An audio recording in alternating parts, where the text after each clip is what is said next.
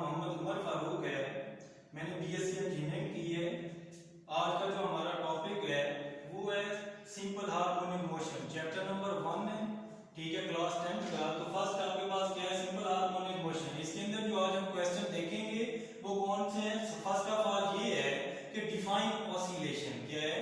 Define oscillation first question है। Second question आपका है define simple harmonic motion, right it's characteristics. ठीक है, थर्ड क्वेश्चन जो आपका है जो कि बोर्ड के हवाले से भी बहुत इंपॉर्टेंट है। ठीक है, कई दफा लॉन्ग क्वेश्चन में भी आया है। Prove that motion of mass attached to a spring is simple harmonic motion. इसके अलावा जो है आपके पास ये जो डिफाइन सिंपल हार्मोनिक मोशन है, ये दो तरह से क्वेश्चन शॉर्ट में आया हुआ है। एक तो आपसे जस्ट ये भी पूछा हुआ है कि सिंपल हार्मोनिक मोशन क्या है, और अलग से भी सेपरेट भी ये पूछा जाता है कि what are the characteristic of simple harmonic motion, write any four characteristic of the simple harmonic motion. तो ये बोर्ड के हवाले से बहुत इंपॉर्टेंट क्वेश्चन है। शॉर्ट क्वेश्चन भी बहुत इंपॉर्टेंट है दोनों, और ये लॉन्ग क्वेश्चन भी।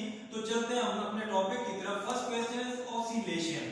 कि ऑसिलेशन क्या है? ऑसिलेशन आपके पास सिंपली कि जब कोई भी बॉडी अपनी मीन पोजीशन से टू एंड फ्रो या बैक टू फोर्थ जो क्या करता है, मूवमेंट करता है, तो इसको हम कहते हैं ऑसिलेशन। क्या कहते हैं इसको? ऑसिलेशन। ठीक है, नेक्स्ट जो आपका क्वेश्चन है बहुत इंपॉर्टेंट, वो है सिंपल हार्मोनिक मोशन। कि सिंपल हार्मोनिक मोशन क्या है? सिंपल हार्मोनिक मोशन ये भी आपके पास टाइप ऑफ मोशन है जिसके अंदर आप क्या करते हैं कि नेट फोर्स जो है वो क्या है, डिस्प्लेसमेंट जो है उसके डायरेक्टली प्रोपोर्शनल है, और जो एक्सेलरेशन होता है वो हमेशा जो है मीन पोजीशन की तरफ डायरेक्टेड होता है। तो ये आपके पास क्या है, सिंपल हार्मोनिक मोशन। अब इसके हम कैरेक्टरिस्टिक्स की तरफ चलते हैं।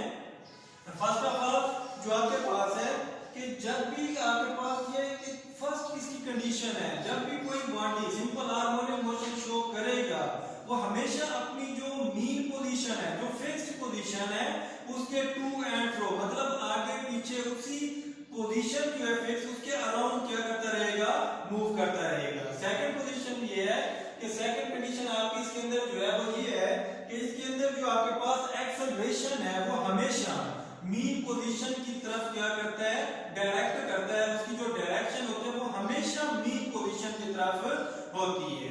थर्ड आपके पास जो है वो क्या है कि आपके पास जो मैग्नीट्यूड है कि एक्सेलरेशन है, जो बॉडी क्या कर रहा है अपनी मीन पोजीशन से लेफ्ट पे या राइट पे टू एंड फ्रो क्या कर रहा है, मूव कर रहा है, तो उसका एक्सेलरेशन तो चेंज होगा। तो इसके अंदर जो एक्सेलरेशन है वो उसका जो मैग्नीट्यूड है वो आपके पास जो डिस्प्लेसमेंट है उसके डायरेक्टली प्रोपोर्शनल है। क्या है? उसके डायरेक्टली प्रोपोर्शनल है। ठीक है, और ये मीन पोजीशन से क्या करते हैं, डायरेक्ट करता है। और जो आपके पास लास्ट वाली है, अच्छा जो एक्सेलरेशन है आपके पास ये क्या होगा, मीन पोजीशन के ऊपर क्या होगा, ये आपके पास जीरो हो जाएगा। क्या हो जाएगा? जीरो हो जाएगा। और आपके पास जो एक्सट्रीम पोजीशन जो होगी वहां पे ये क्या होगा, मैक्सिमम होगा। क्यों होगा? देखें अभी हमने पढ़ा कि जो आपके पास एक्सेलरेशन है वो क्या है, डायरेक्टली प्रोपोर्शनल टू क्या है, डिस्प्लेसमेंट। लेकिन नेगेटिव ये शो करता है कि इसकी डायरेक्शन वापस मीन पोजीशन की तरफ है। अब देखें जब आपके पास एक्सेलरेशन जीरो है, क्या है आपके पास, जब x जीरो हो गया तो इसका मतलब है कि आपके पास एक्सेलरेशन भी जीरो हो गया। तो इसलिए मीन पोजीशन के ऊपर आपके पास जो एक्सेलरेशन होगा वो जीरो होगा। ठीक है, उसके बाद आपके पास जो एक्सट्रीम पोजीशन है तो तब वहां पे आपके पास जो एक्सेलरेशन होगा वो मैक्सिमम होगा। इसके बाद आपके पास जो लास्ट आपके पास इसकी कैरेक्टरिस्टिक है वो ये है कि इसकी जो वेलोसिटी होगी, वेलोसिटी हमेशा जो मीन पोजीशन होगी वहां पे मैक्सिमम होती है, और जो एक्सट्रीम पोजीशन होती है वहां पे क्या होती है, कम होती है। क्यों होती है ये अगर नेक्स्ट स्प्रिंग सिस्टम वाले के अंदर इसको डिटेल स्टडी करते हैं। अब नेक्स्ट है हमारे पास जो नेक्स्ट क्वेश्चन है वो क्या है, prove that motion of a mass attached to a spring is simple harmonic motion. ठीक है, इसके अंदर देखते हैं। फर्स्ट ऑफ ऑल मैं आपको इसकी डायग्राम बताता हूं कि डायग्राम के अंदर क्या है। तो चलते हैं पहले डायग्राम की तरफ। ठीक है, इसके अंदर देखते हैं क्या हो रहा है। अब आ जाइए, ये आपके पास यहाँ पे आपको नजर आ रही होगी, ये आपके पास क्या है, 3 डायग्राम है। कितने डायग्राम है? ये आपके पास 3 डायग्राम है। इनके अंदर फर्स्ट लास्ट आपके पास जो ए है, ये आपके पास जो एक्शन इसके अंदर जो स्प्रिंग है वो क्या है, नॉर्मल पोजीशन में है, इसके ऊपर कोई फोर्स एक्ट नहीं कर रही, और यहाँ पे जो बॉडी का मास है वो m है, ठीक है। ये पोजीशन आपकी शो कर रही है वो मीन पोजीशन, ओरिजिनल पोजीशन, ठीक है। उसके बाद इसके अंदर कोई भी डिस्प्लेसमेंट, कोई एक्सेलरेशन, कोई फोर्स एक्ट नहीं कर रही। अब सेकंड आपके पास बी शेप है, हमने क्या किया, ये जो आपके पास क्या था, ये जो मास था, यहाँ पे हमने इसको फोर्स लगाई, फोर्स लगाने के बाद इसको जो है राइट साइड पे इसको क्या किया, पुल किया। जब हम पुल करेंगे तो ये बॉडी जो है अपनी पोजीशन यहाँ से ओ से मूव करने के बाद पोजीशन आपकी जो है वो ए की तरफ आ जाता है। जब यहाँ पे आता है तो इस दौरान जो है वो कुछ न कुछ डिस्प्लेसमेंट एक्स को कवर अप करता है। अब ये बॉडी जो है क्या करता है, स्प्रिंग उसको पीछे की तरफ क्या करता है, अट्रैक्ट करता है। क्यों करता है, बेसिकली इसके अंदर एक रिस्टोरिंग फोर्स होती है, दो फोर्स होते हैं यहाँ पे, एक आपके पास होती है अप्लाइड फोर्स, दूसरी होती है रिस्टोरिंग फोर्स। अप्लाइड फोर्स वो होती है जो हम बॉडी के ऊपर खुद अप्लाई करते हैं, लगाते हैं फोर्स, जिस तरह हमने यहाँ पे स्प्रिंग सिस्टम में मास को पुल किया, जो हमने फोर्स लगाई वो अप्लाइड फोर्स थी। दूसरी होती है रिस्टोरिंग फोर्स। रिस्टोरिंग फोर्स क्या है, ये आपके पास वो फोर्स है जो बॉडी को अपनी ओरिजिनल पोजीशन की तरफ वापस पुल करती है, वापस खींचती है, इसको हम कहते हैं ये रिस्टोरिंग फोर्स है। अब देखिए यहाँ पे थर्ड जो डायग्राम है, इसके अंदर आपको नजर आ रहा होगा कि इसके अंदर देखिए बॉडी जो है, जब यहाँ पे हमने फोर्स फ्री कर दिया, छोड़ दिया, तो बॉडी को आना तो ओरिजिनल पोजीशन ओ पे चाहिए था कि यहाँ पे आके वो रुक जाता, क्योंकि हमने पोजीशन ओ से उसको क्या किया था, पुल किया था, लेकिन वो यहाँ पे नहीं रुकता। इसकी वजह क्या है, इसकी वजह इनर्शिया।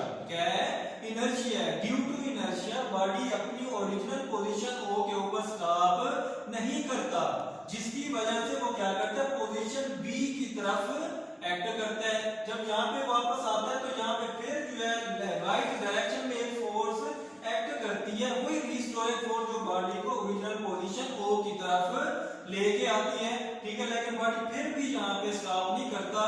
इसी मीन पोजीशन आपके पास जो है, ये जो मीन पोजीशन ओ है, ठीक है, इस मीन पोजीशन के अराउंड बॉडी लेफ्ट भी मूव करते हैं, राइट भी मूव करता है, जिसको हम टू एंड फ्रो भी कह सकते हैं, बैक एंड फोर्थ भी कह सकते हैं। इसके अराउंड बॉडी मूव करता रहता है। तो फर्स्ट कंडीशन तो हो गई हमारे पास पूरी के बॉडी अपनी ओरिजिनल फिक्स पोजीशन के अराउंड मूव करता रहेगा।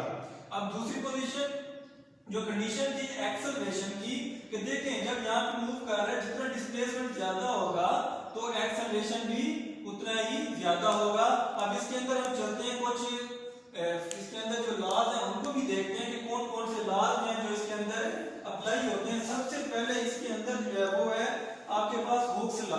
क्या है जी, हुक्स लॉ है। अब हुक्स लॉ क्या है, अब देखिए हुक्स लॉ ये भी शॉर्ट क्वेश्चन के हवाले से बहुत इंपॉर्टेंट है, शॉर्ट क्वेश्चन में पूछा जाता है कि हुक्स लॉ क्या है।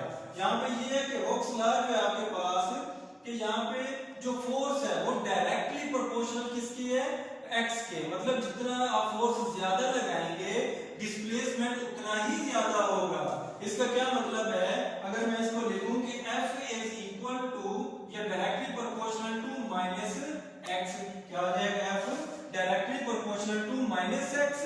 अब यहाँ पे इसको अब खत्म करेंगे डायरेक्टली प्रोपोर्शनल साइन को, F इज इक्वल टू आ जाएगा माइनस के एक्स। अब यहाँ पे K क्या है, K आपके पास यहाँ पे स्प्रिंग कांस्टेंट है। क्या है ये, स्प्रिंग कांस्टेंट है, जो कि स्प्रिंग के लिए इस्तेमाल किया जाता है। अगर आप इसकी वैल्यू K की निकालना चाहते हैं, आप इसी इक्वेशन को अरेंज करें, K को आप एक साइड पे रहने दें, ये आपके पास आ जाएगा माइनस F ओवर x, क्योंकि आपके पास यहाँ पे x मल्टीप्लाई हो रहा है, इसको आप दूसरी साइड पे क्या कर दें, डिवाइड कर दें, तो आपके पास जो K आएगा वो माइनस F ओवर x के बराबर आ जाएगा। अब ये तो हो गया आपके पास हुक्स लॉ, ठीक है। अब यहाँ पे हम चलते हैं according to the Newton second law of motion, कि वहां पे आपके पास जो फोर्स है, क्या है कि फोर्स जो है वो किसके डायरेक्टली प्रोपोर्शनल टू है ma। F किसके बराबर होता है, ma के बराबर है। तो यहाँ से भी आपके पास देखें, आप यहाँ पे क्या करें, F की जगह वैल्यू पुट कर दें, क्या करें यहाँ पे। अब देखें एक आपके पास इक्वेशन लेट करें, इक्वेशन 2 ये है, और आप लेट करें ये आपके पास इक्वेशन 1 है। दोनों फोर्सेस इक्वल होंगी, क्या होंगी, इक्वल होंगी। अगर हम दोनों को इक्वल कर देंगे, इक्वेशन 1 एंड 2 ये क्या है, दोनों अगर equal to minus k x, क्या आ जाएगा m a is equal to minus k x. ठीक है, तो यहाँ पे आप क्या करें, एक्सेलरेशन को इधर रहने दें, उसके बाद माइनस के ओवर एम, ये क्या आ जाएगा एक्स आ जाएगा, क्या आ जाएगा ये एक्स आ जाएगा। ठीक है, यहाँ पे देखें आपके पास जो है ये माइनस, ये आपके पास के ओवर एम, देखिए स्प्रिंग कांस्टेंट स्पेसिफिक मटेरियल के लिए स्पेसिफिक है, ये चेंज नहीं हो रहा। उसके बाद आपके पास जो हमने मैथ अटैच किया हुआ स्प्रिंग के साथ, वो भी क्या हो रहा है, वो भी अपने वो भी फिक्स है, वो भी चेंज नहीं हो रहा। तो इसलिए आपके पास ये पूरी की पूरी क्वांटिटी क्या हो जाएगी, कांस्टेंट हो जाएगी। अगर हम इसको लेट करें ये कांस्टेंट है, तो ये directly proportional to minus x. तो देखिए यहाँ पे प्रूव हो गया कि आपके पास जो एक्सेलरेशन है वो डायरेक्टली प्रोपोर्शनल टू डिस्प्लेसमेंट है, लेकिन directed toward the mean position. तो ये आपके पास सेकंड पोजीशन थी जो कि सिंपल हार्मोनिक मोशन के लिए लाजमी थी। उसके बाद ठीक है,